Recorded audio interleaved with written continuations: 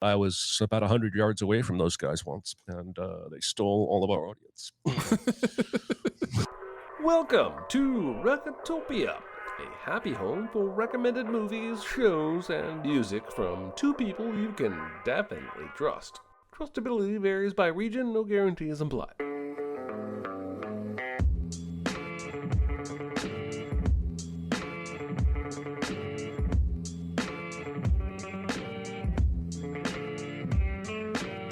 And now, here are your hosts, Aaron Dicer and Jeremy Scott. Tim was not and is not a painter. So I didn't know he had this whole little sub-obsession with Vermeer. Oh, shit. I mean, hi, everybody. So I've got a guy here mowing my lawn, and I've also got some pretty loud thunder, and I was looking out to see if it had started raining yet, and this poor guy is going to get lightninged on, and the show started. Welcome, everybody. Welcome specifically to everybody in the live chat. Thank you for coming out on a weird day to discuss some fun movies with us. The big recommend for today is Tim's Vermeer. This is episode 72. I'm Jeremy Scott. And I'm Aaron Dicer. Oh, dramatic. Aaron, do you have any small recommends for us this week? It's no big deal. Itty bitty living space. It's so small and light. It's small, it's tiny, it's petite, it's wee. Of course I do. Let's do it. As is per usual, apparently for me, I've got a TV show and a movie. Let's start with the TV show because I'm itching to talk about it. Let's talk about The Bear Season 2. And here's where we hijack Tim's Vermeer, and the entire show becomes about season 2 of The Bear. Jeremy, in private, you have said some pretty drastic things about the quality of this show. That maybe it's the best season of television in the history of entertainment. Is it maybe? I need to watch it more times. It's really, really good. Now, you look at a show like The Bear, which had a great first season, great character work. In this second season, instead of doing the usual sophomore slump, which is a real thing in television, just absolutely rockets it to another level. The character work in this season is so intricate and good. I got through, I think this was basically what I tweeted, but I got through the first 5 episodes and I was already like, this is transcendent television making.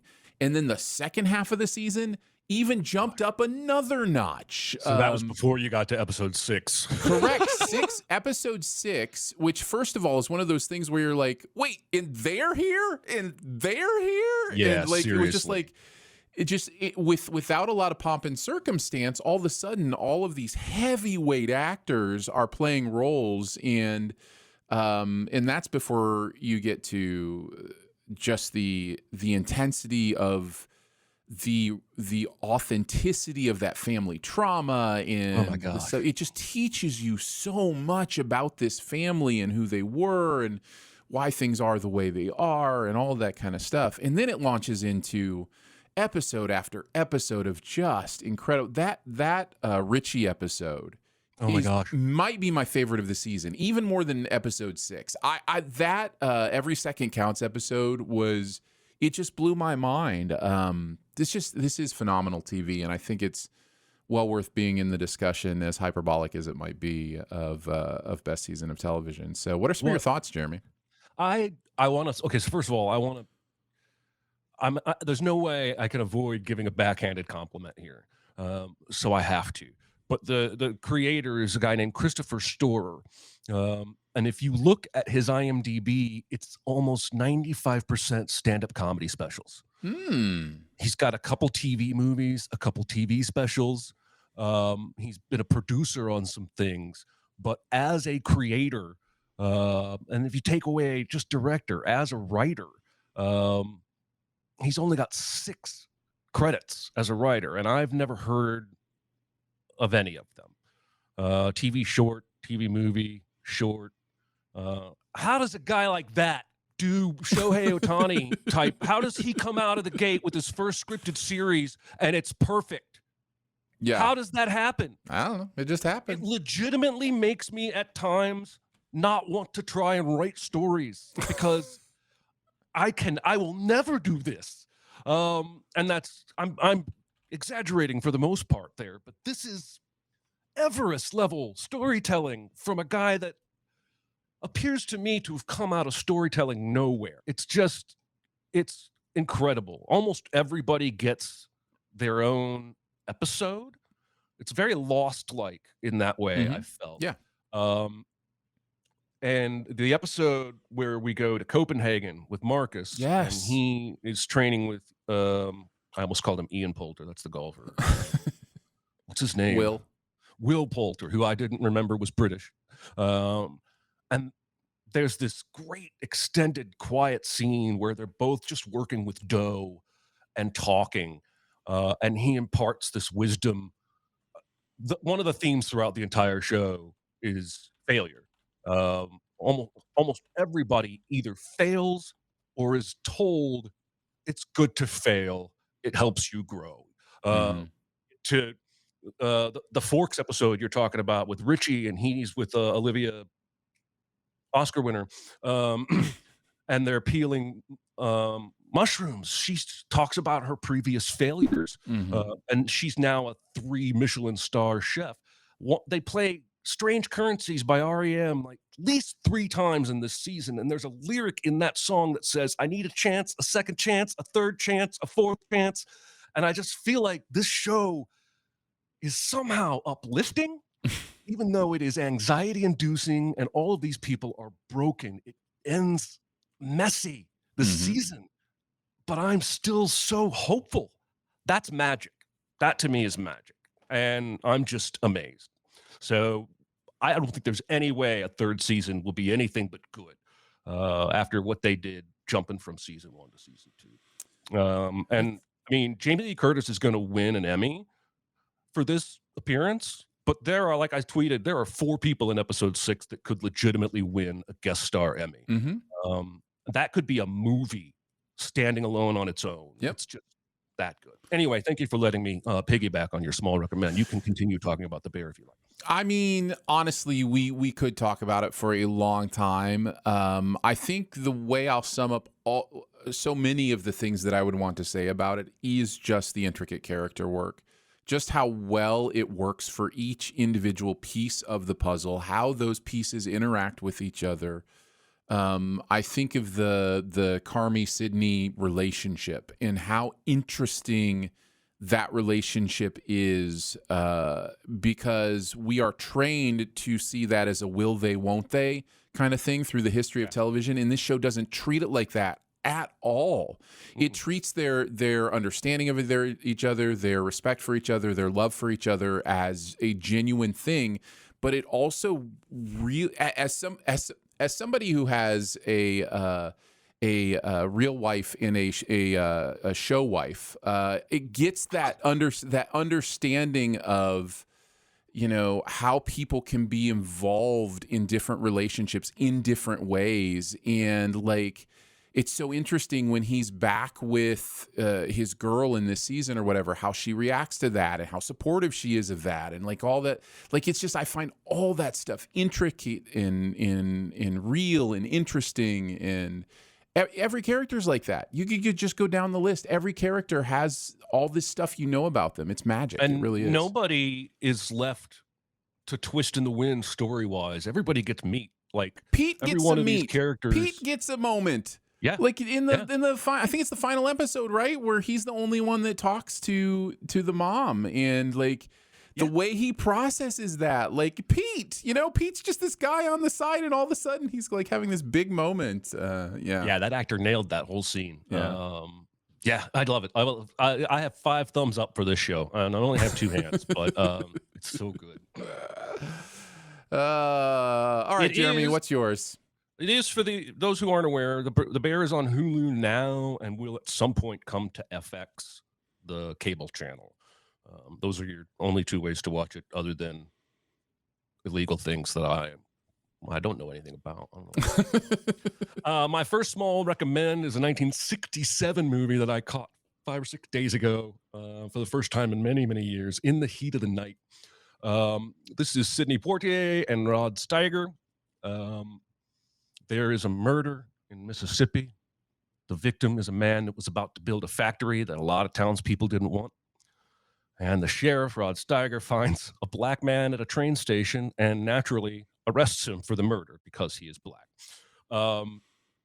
This movie is steeped in Southern racist small town culture.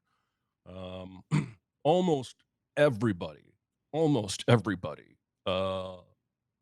does not like Sidney Poitier because he is black. There's a wealthy man in town that he suspects might have done it, and that man slaps Sidney Poitier in the face, and so he slaps him back, and the white man acts indignant, like he can't even fathom this dude slapped him back because of the racial difference.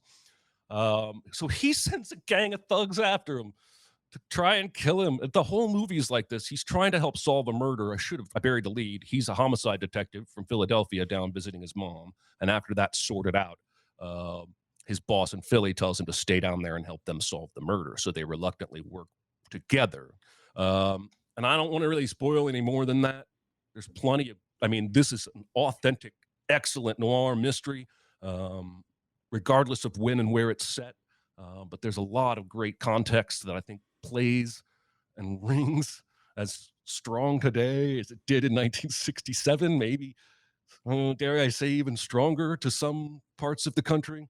And it's fantastic. Right now, if that interests you, you can watch this movie almost anywhere. It's on YouTube for free. It's on Pluto. It's on Tubi. It's on MGM Plus, Paramount Plus, Sling TV, Roku channel.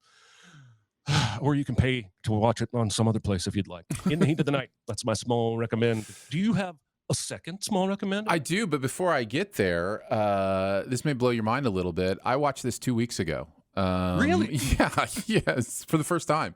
Really? So I come very prepared for this small what recommend. Did you think? I loved it. I absolutely adored this. I found it to all be very authentic and real, and I really kind of only knew the director Norman Jewison, I think. Jewison, yeah.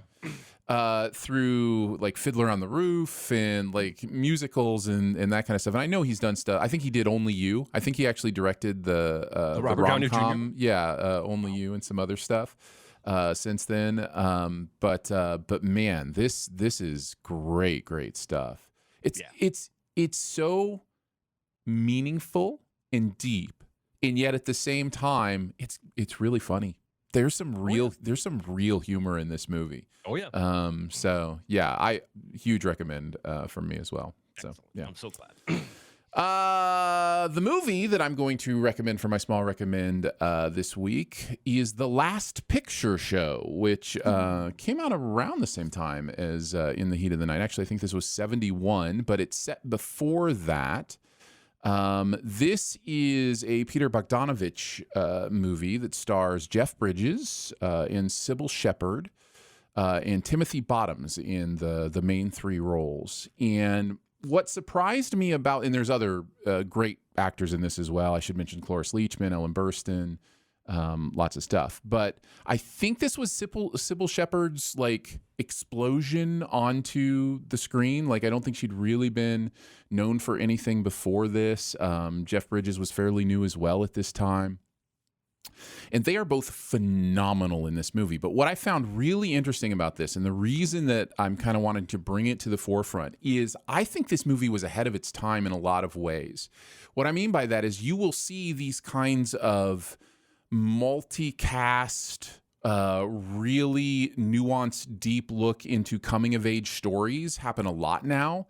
They didn't necessarily happen in this way in the 60s and 70s because we were still a little bit uptight about the idea of, teenage sexuality, the idea of coming of age, like all that stuff. And this is just an honest, real look at a lot of that stuff. I think when you watch it, you will be surprised how modern it feels for a movie that came out in 1971. So, I really, really liked it. I think the performances are great. I think what it has to say about generational trauma and growing up in repression and those kind of things is really interesting. So, Last Picture Show. I've seen it. was like 5 years ago. I remember really liking it, and I do remember feeling like Bridges was a lot better at a younger age than I had ever really known. And I don't remember much more. I need to go back to it. Yeah, it's I really remember good. liking it. It's definitely a rewatchable too. Like it's definitely one you will want to check out again, I think. I see somebody saying we're on fire with the small recommend. Yeah, so we are. Let's go. I'm about to tank that. I'm going to recommend a movie that is a 24 on Rotten Tomatoes because I think it's cool and fun and has a cool concept, but it's messy. And it's a movie called Push.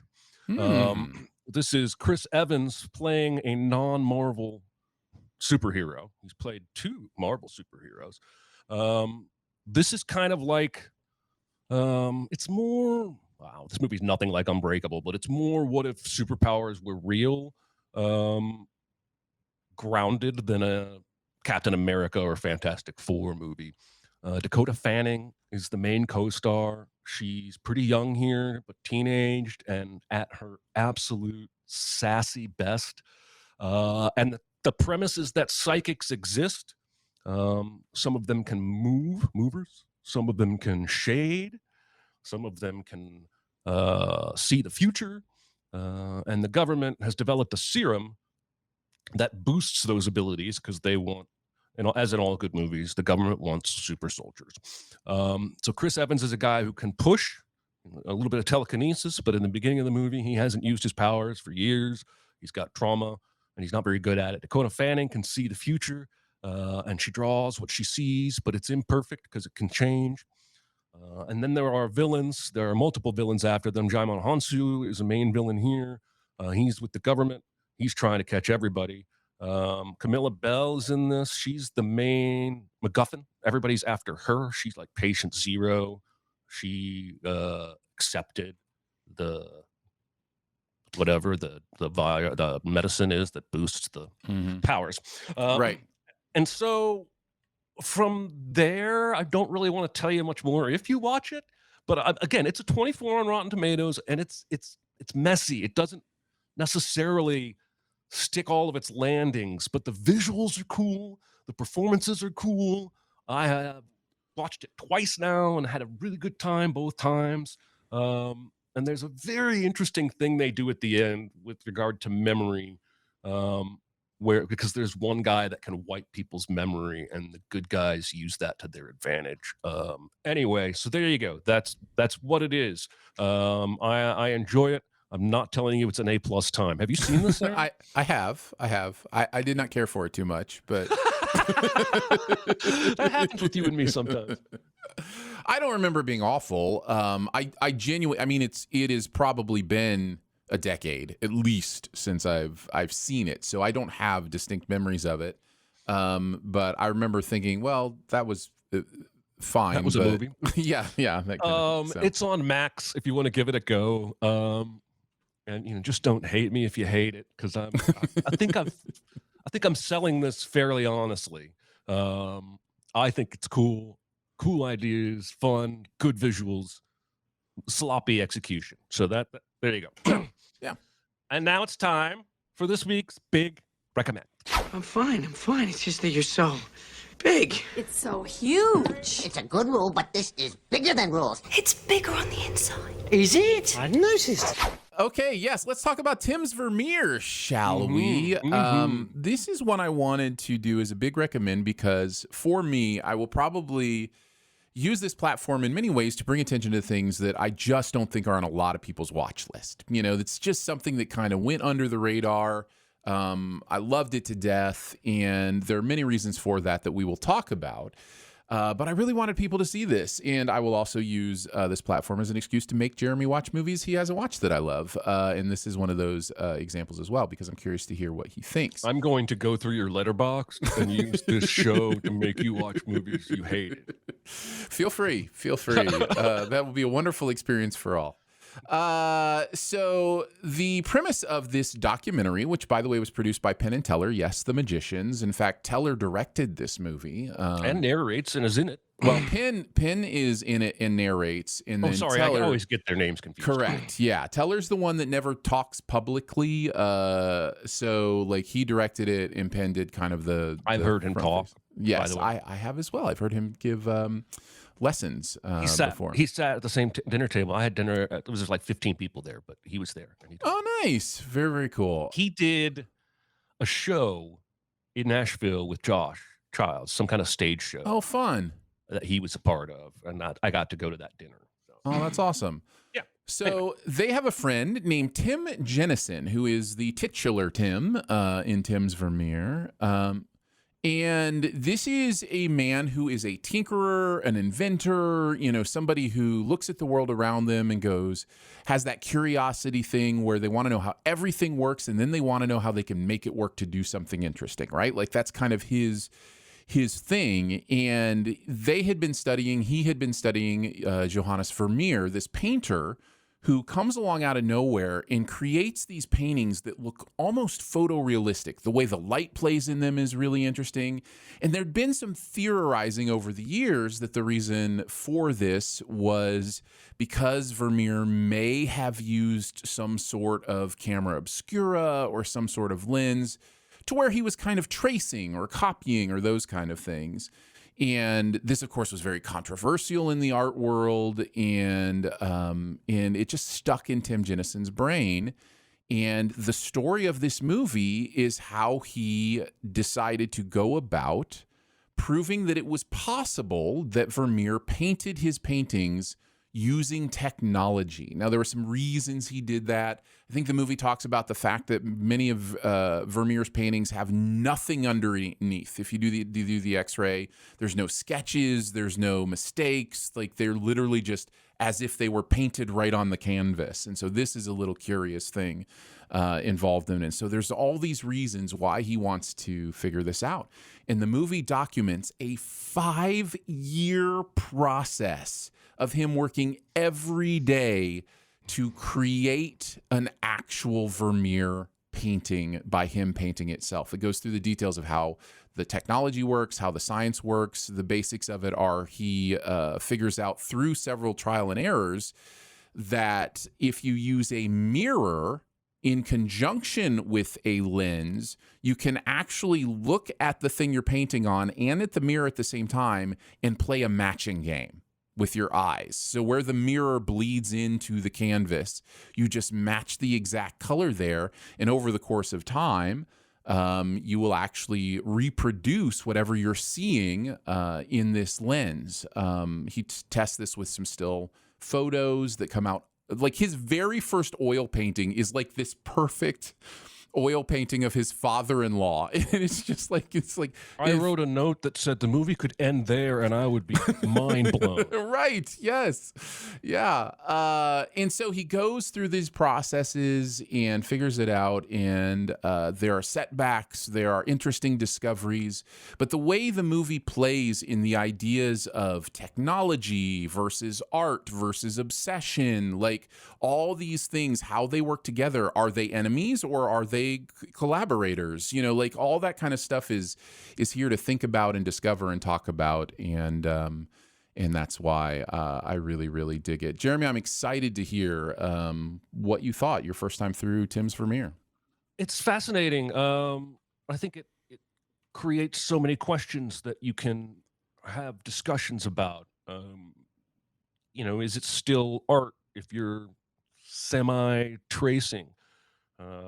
Can sheer time and physical pain equal artistry? Mm-hmm. I think it's crucial to point out that this guy was so successful with some of his early inventions that he's independently wealthy. Correct. And yes. can take 5 years to spend every day on a hunch.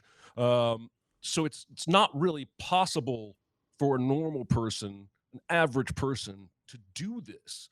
But when he started talking that first painting of his father-in-law about moving his eyes up and down, I realized that is exactly what I do with my silly bird doodles I post on Twitter, Oh, is that I interesting. pull up 2 or 3 photographs on the computer, and I am up downing as I freehand to Hmm. try and draw this animal myself, and I just thought it was fascinating that without any of his technology, uh, I'm still using at least one of the techniques that go with it. I went and got a few mirrors and successfully shot on my desktop a very high res version of a picture from my computer. Hmm. I would have to put tracing paper over it to trace it, and I don't really want to trace it anyway. But the fact that this movie ended and I immediately went and got 3 mirrors out of the bathroom, I think says a lot about how much it stimulated my brain. Hmm. And I also think this was not entirely healthy, not necessarily physically, but mentally. I Yeah, mean, the obsession part that the movie plays with is an interesting part of I it. Yeah. think, yeah, I think that is one of the main themes is, and it's not only Tim's obsession. Vermeer would have to have been equally obsessed. Correct. And I don't think it's a healthy obsession, um, physically or mentally. He even complains about pain, physical pain, when he finally sees the painting. He breaks down, Hmm. and I Yeah, think that's he says today is the day I've been waiting for, and then he just goes silent and then just starts weeping. he starts crying. Yeah. And I don't listen. I'm not trying to read the guy's mind. I don't think he's crying because the painting is beautiful. I think he's crying because it's done, and he's spent 5 years on it, and that bottles some emotions up inside. And so I hope he went to therapy after this was over. Hmm. But what he accomplishes is incredible. And if you want to get the equipment, shows him. I think one of the most impressive things about the whole movie is him building the scale replica of the room Vermeer painted in. Yeah. 'Cause he's not a woodworker, but he builds wooden furniture, and It's he amazing. creates his own lens. There's a whole And nother movie in that montage. Like that could have yes, been a whole different movie. yes, there's a reason it took 5 years, because he was building all this shit perfectly, Hmm. expertly, and learning how to do most of these skills along the way. His true skills are basically with technology and electronics. At least that's his core skill. So I would love to see another documentary about him building inventions or Hmm. taking on another project that doesn't take 5 years. By the time he's doing all those dots on the carpet, and I even wrote down, he goes to the camera, it gets old painting this carpet. And it's just, He's it's so so exhausted. sad. He Yeah. so wants to be done, but he can't. That's the obsession Well, part. somebody asks him at one point, an interviewer asks him, "Would you still be doing this if you weren't making the movie?" And he says no. He No, says I'd I'd have walk quit away. I would have walked away a long time ago if we weren't making this movie, which I found really fascinating because that means his obsession has bled into this documentary Yeah. and not just this painting project. So yeah. Absolute bonehead move to put that propane heater inside. Oh my goodness. They were, I mean, he plays it off with a laugh, like that was a bad idea. They Uh-huh. nearly died Uh-huh. because they were so cold. Instead Uh-huh. of just skipping a day, they're in San Antonio. It's not going to be 40 degrees for very long. Mm-hmm. But anyway, yeah, no, I was riveted. I think I immediately went and talked to my wife for about 30 minutes about art and about, now she's going to watch this movie later tomorrow, I think. What is art? Because some in the art world are really upset about this film or the books that preceded the film that Mhm. suggested Vermeer use a lens. I guess the suggestion is it's not, like I think even Penn says is it not art unless you just walk right up to the canvas and do Mhm. it freehand. Right. And I conclude that it is. I conclude that it is art. It's just a process. If Vermeer had had a camera and music lesson was a photograph and not a painting, Mm-hmm. we would still call that art. Right. Photography is an art. So using technology to achieve the final image is not a cheat. And I don't think you can discount the obsession slash dedication that it takes. Vermeer did tons of these. Yeah, Tim that's what did blew my one. mind. I think one of the ultimate questions of the movie is what that it wants you to ask when you walk away is, do you think Vermeer actually did this? And I lean very heavily yes until I start thinking about how long it took. And then I'm like, how is it possible that he did this for all of his paintings? That he would set up a room, and now granted, he's not recreating a room, so that time is shortened now. He's just setting it up how he wants to set it up before he paints it. But even the actual painting process is a year long, right? So like, it is still possible, but then my brain starts to go, I'm not sure. I wonder if there's more to it than this. But I think there might be. I'd love to see a follow up when somebody figures it out. Like, it's crazy to me that these guys in the 1600s were like so secretive.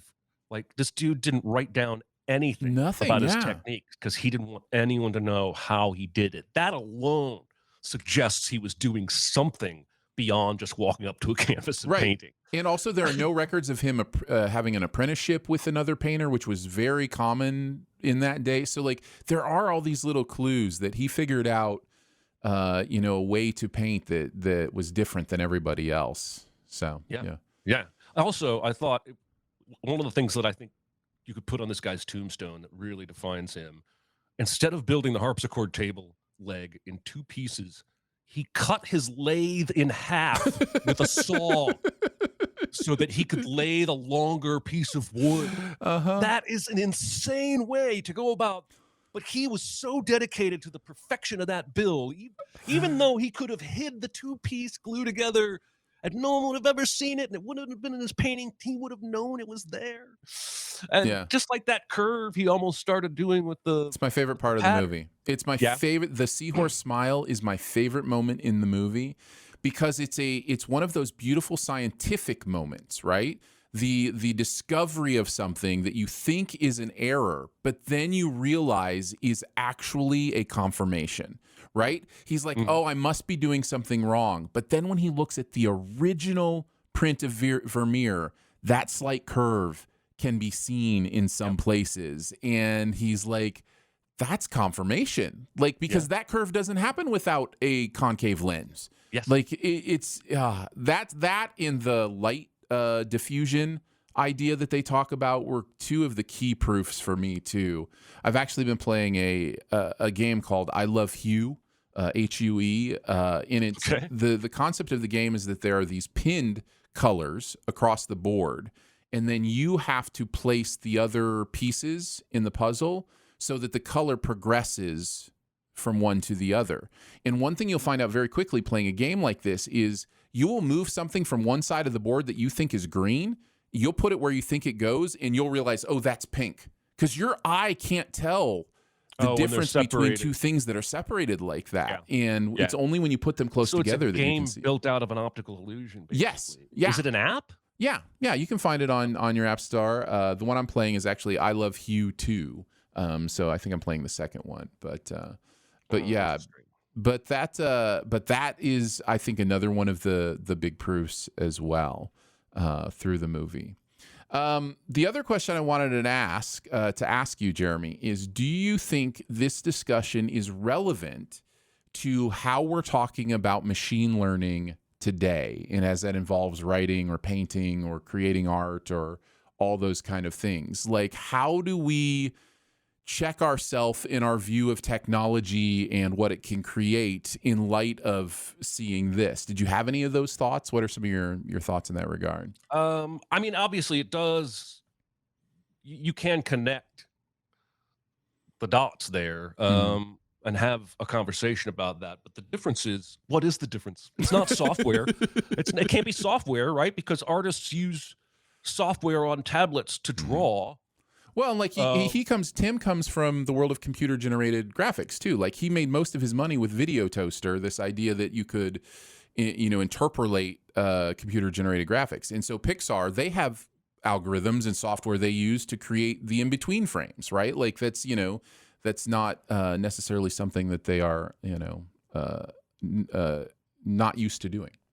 I guess what I would have to say is this. This is where I stand now. Don't throw this in my face tomorrow. Even if you're listening to this. What? Can you 5 days imagine from now. this culture using something you've said in the past to define who you are today? I'm willing to say, I'll ask you a question. Does art have to be created by a human being? I think that is the central question, Jeremy. I think that is my answer to that is no. My answer to that So that's where I'm at. An AI can make a piece of art, and I'm willing to call it art, but I don't have any respect for that art. I'm never going to buy that art knowingly, and I'm going to support human-created art as much as I can. But I'm still willing to let you put the label on that. It's art. It's a wildly it is a wild connection to the deeper conversation about the idea of when we do achieve artificial intelligence, and a lot of the things we are talking about are not artificial intelligence. They are machine learning, which are two different things. And maybe that changes the perspective. But when we do achieve like actual artificial intelligence, this idea of AI rights, the idea of treating AI as a sentient being, like all that kind of stuff plays into, well, then what makes human art better than AI art? You know what I mean? Like then you start having those, then is that a prejudice that I have towards a human sentient being as opposed to an artificial? It's got to be sentient before I'm going to really give it. Correct. I totally understand that. And I think we're a ways off from that as much as we're having fun conversations. Slab brings up an interesting point in the chat. He says dolphin. I'm going to go with elephant. Elephants paint. And I would call that art, yes, because it's created by a living creature and not, an algorithm, ones and zeros. And what you're seeing when people say AI and they're showing you art or video, like, oh, scary AI puts Nick Cage in Star Wars or what have you. That's all machine learning. It's just gobbling up tons and tons of video and photos and then spitting something out. And a lot of it is still pretty silly. I've had several people send me video scripts done by ChatGPT for our videos that are hilariously bad. So we've got a ways to go before we get to sentience, and I think we're in the same place, you and I, there on that. I think we are in the same place. I always try to check myself and kind of look through any prejudices I might have towards the idea of technology because I am so pro. I'm a tech optimist. Like I'm very pro how technology can help us lead to better things in the future.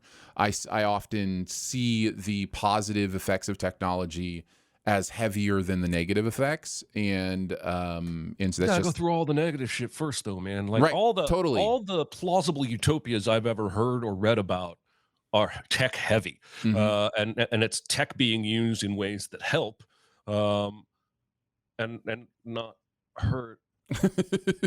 But I don't have a lot of faith in our current crop of people with the money and decision making power to do the right thing. But we'll see. I'm either going to be killed by a robot or a nuke, I figure, at this point. And honestly, the robot would be more pleasant, I think. Probably. So bring it on. I, for one, welcome our new robot overlord. There you go. Just get that on the record. Anything else you wanted to say about Tim's Vermeer? I think I have a couple other things I could before we finish up.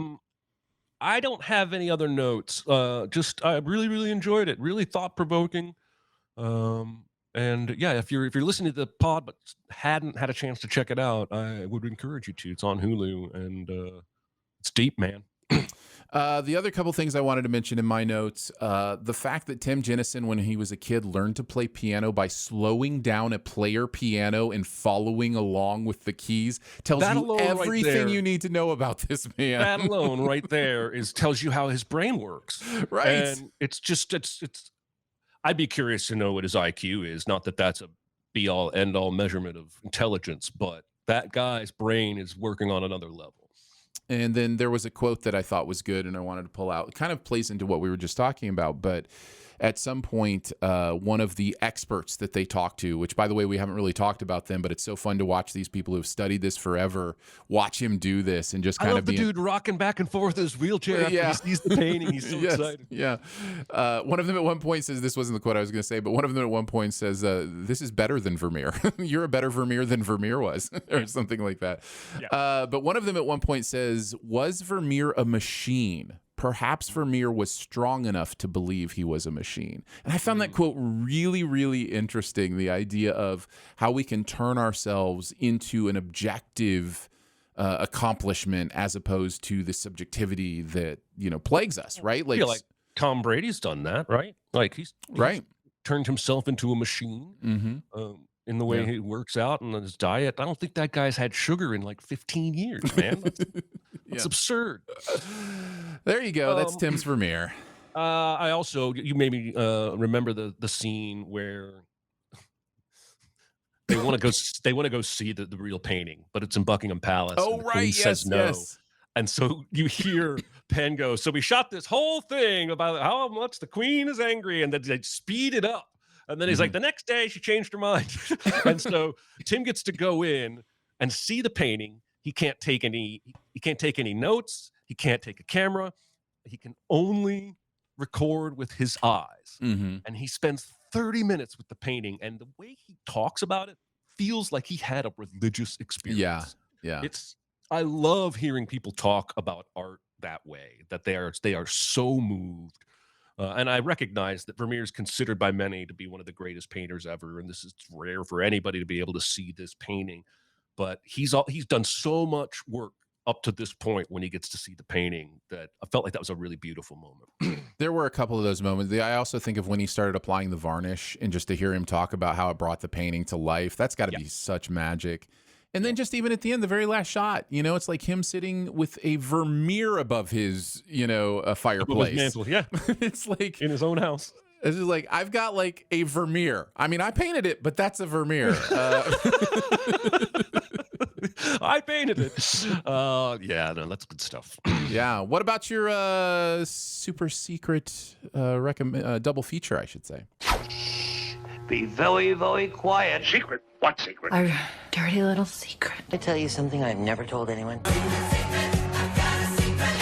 I immediately thought of one that I thought was so dead on, I typically might not use it. But I also realized it's also very underseen, and no one in our chat has come close to this. So I'm going to go with it. But first, I want to tell you, I wanted to go with the Prestige because I think that has two elements that match: obsession and what counts as magic. Yeah. Similar to what counts as art. But I decided to go with something that was a much more direct experience, and it's Exit Through the Gift Shop. This is a documentary with Banksy and a bunch of other street artists, and a man who has been filming street artists who decides to become a street artist and is instantly wildly successful and may or may not be Banksy himself. The entire thing may have been staged and a hoax, and no one can say for sure either way. And so I just feel like that's too perfect a pairing on the questions of art, what counts as art, and why does art have value? So yeah, Exit Through the Gift Shop is my super secret double feature. Sadly, you have to rent this movie. There's no streaming service that has that movie on it currently. But if you go to someplace like Amazon, you can buy it or you can rent it. You've seen that, right? Oh yes, yeah. It's another very fascinating documentary. I really enjoy it. It was too good for me to pass up. I also briefly thought about The Aviator just for the obsession. But, sure. It ends a lot more negatively than Tim's Vermeer does. All right. So next week's homework, I had to pivot at the last minute for reasons that will only be known to me and Aaron, and it's Booksmart.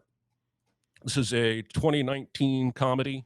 Olivia Wilde directed. Beanie Feldstein and Caitlin Deemers are your stars. It's on Peacock. It's on Fubo TV.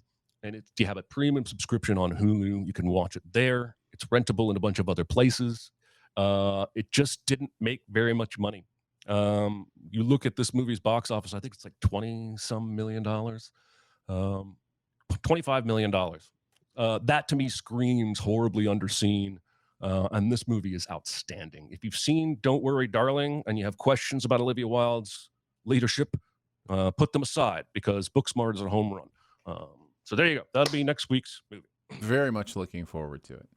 I have not seen it since I saw it. Yeah, I don't think I have either. Yeah, I'm very much looking forward to it. It's on Prime and Tubi in Canada, says the Crimson Pez. Thank you, Crimson Pez. Nice. All right, now we're going to do some questions because we've skirted them for a few weeks now. Question. I got something to say. I want the truth. I am listening. Somehow we talked about Tim's Vermeer and The Bear season 2 and still had time for questions. Amazing. Well done. What that tells me is we could technically go back to talking about The Bear, but let's not do that. Some of these questions have been sitting here for a while and they're gonna get stale. What is the most obscure movie you've ever seen in a theater?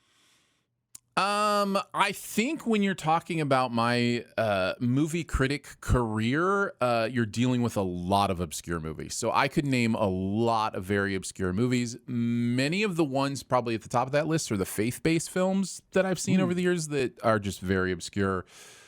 Movies like 2015's Marshall's Miracle. Anybody remember Marshall's Miracle? No, you don't. 2016's The Masked Saint. Anybody remember The Masked Saint? No, you don't. So yeah, those are probably the ones, the most obscure that I've seen in a theater. I would go to a theater and see these things. Yeah, that's wild. I have two. One you may have heard of. That's a little horror movie called Rubber, where a bouncing rolling tire kills some people at a hotel, and it's wild. The trailer before that was Hobo with a Shotgun. Give you a little bit clue of the vibe. I'm pretty sure I saw Rubber with Chris at the Belcourt here in Nashville, which we talk about a lot. Then there's a movie that was made in Nashville that is the most Nashville movie ever, in that all the local actors in Nashville at the time are in it, and it's a musical, and it's insane, and it's called Existo. And I saw it at the Nashville Film Festival, and my buddy Josh's older brother, Jeremy, is in it. And there's a song where a guy is bouncing. He's in clown makeup, he's bouncing on a stage on a ball, and he's going, fucking A! Fucking A! It's just an absurdist, ridiculous film. So that would be my answer to that question. Sounds amazing. Anybody over here got any answers? Kung Pao, Slab says. That's pretty obscure, I think, for most people. Yeah. What movies or performances that are generally disliked do you think could have been good under different circumstances? I'm going to go with Halle Berry and Catwoman. I just think that's a poorly made film. I think it loses its intention and doesn't really understand what it's trying to do, but I actually think she really nails that part. I think in a different Catwoman movie, Halle Berry could have been amazing if she had been given a deeper character to play and some better dialogue to say. So, yeah, that's my Remember choice. when she was in that James Bond movie and they were going to do a spin-off of her character, but nobody liked it? Yeah, I do remember that. I think her name was Jax. I think that's Why correct. do I know that? Because you remember Why do I know things. that? You remember I saw that movie things. once. I'm going to Jinx. go with, this is probably controversial, especially for you, but Tom Hanks and Elvis. I realize what this movie's doing, and it kind of needs that character, and maybe it needs that performance, but every time Austin Butler was not the focal point of that movie, it lost energy for me. And so I don't know if I want to recast Colonel Tom Parker, because that guy's way too influential in Elvis's life to not have in the movie. But the way he becomes this narrator, puppet mastery kind of guy, and again, I get it. I know it's Baz Luhrmann. I get it. But for me, I would rather have had, I can't believe I'm saying this, a more straightforward Elvis pick that focused more on Austin Butler.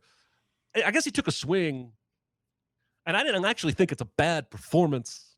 It just dragged the movie every time it went to focus on that character. So I think you're right. I think the issue is not the performance. I actually think the performance is okay. I think the issue is the way the story structure centers around that character. yeah, It's problematic for a couple reasons. Number one, I think it turns that character into something different than the rest of the movie, so it feels out of place.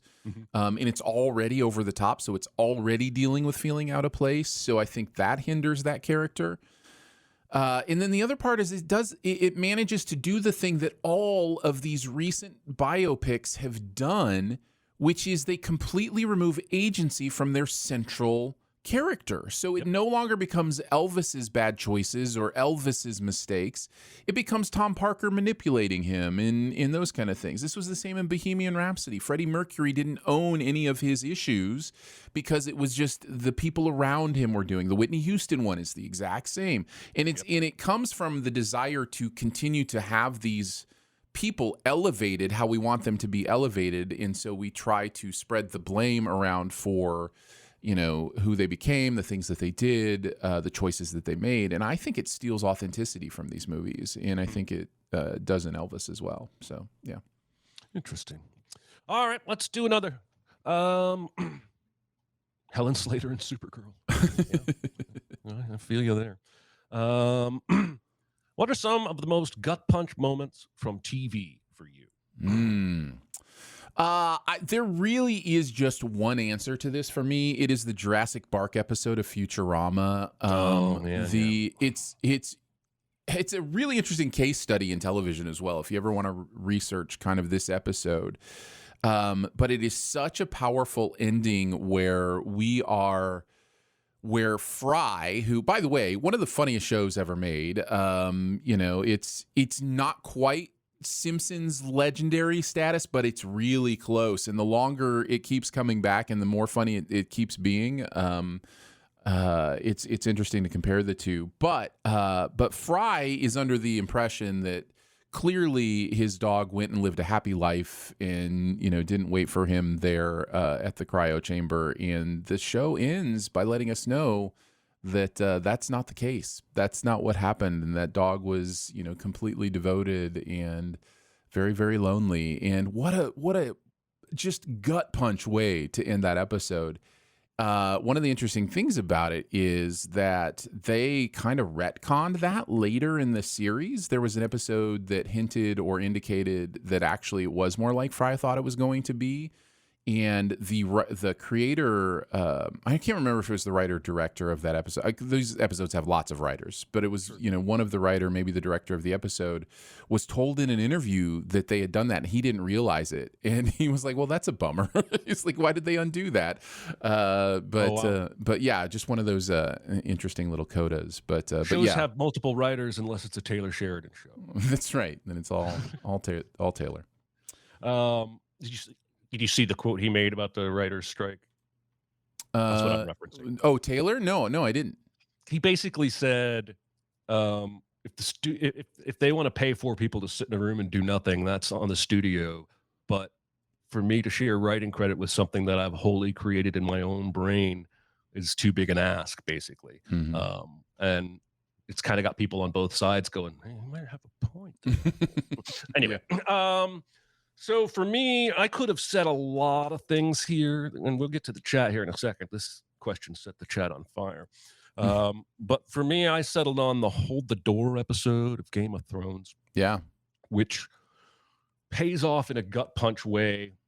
A character with what seemed like a goofy name, a lovable, devoted character who seemed like a fringe character with a weird name, ends up playing a crucial. I don't want to say too much about it. It's so impactful. For me, it was, at least. No, I agree. A moment of trauma and magical danger transports through time, where he's almost sharing experiences with his younger self. Oh man, it just breaks my heart. To know how it's basically his origin story and his death, all wrapped up in one scene. so heartbreaking. Yeah. Really made No, that's a good choice. It almost broke me. Yeah. So in the chat, first thing I saw was Ozymandias. That's Breaking Bad for sure. Scrubs, Brendan Fraser. I've seen that one mentioned a bunch, but I have not seen Scrubs. Where do you think you are? Slab says in quotes. Don't know what he's referencing. Marshall's Dad on How I Met Your Mother. Again, a show I have not seen. Bunch of people agree with you about the dog. House when a character died. Scrubs. Well, I should maybe read these before I say them out loud. Supernatural when Sam died. That one probably impactful as well. Haven't seen that show, but I was about 100 yards away from those guys once, and they stole all of our audience. We were at a con in Rhode Island, and we had seats for 200, and we had about 150 in there, but like 30 minutes later, the Supernatural panel started in the next room over, and they had 3,000 seats, and we lost a bunch of our audience when that started. And I don't know that I blame That's them. all right. I once performed somewhere for about 50 people until they brought out free pizza in the very back of the room, and then there were three people left. No. It's no good. All right, that's going to do it for today. Thanks to everybody in the chat for coming out. We really appreciate your input, your feedback. That happens live. You can watch us live on Twitch or on YouTube. We will be recording, Aaron. When do we record next? It's a great question. I'm good on the 4th of July. Would be the normal time. If I am too. Then we'll do the 4th of July. I'm not a ceremonial guy, so let's do it. Maybe people will be off work that haven't usually been able to. That could be fun. So Tuesday, Central Standard Time, 4th of July. Don't you bring any goddamn fireworks. For Aaron Dicer, there's a Jerry Scott saying goodbye. We'll see you next time, everybody. Bye-bye. Be a part of the live show by being a member of the Sin Club at Patreon at patreon.com/cinemasins. Chat with us on the Cinemasins Discord at discord.gg/cinemasins or Cinemasins Twitter at Cinemasins, and email any comments or questions to Recotopia@cinemasins.com. That's RECOTOPIA at cinemasins.com.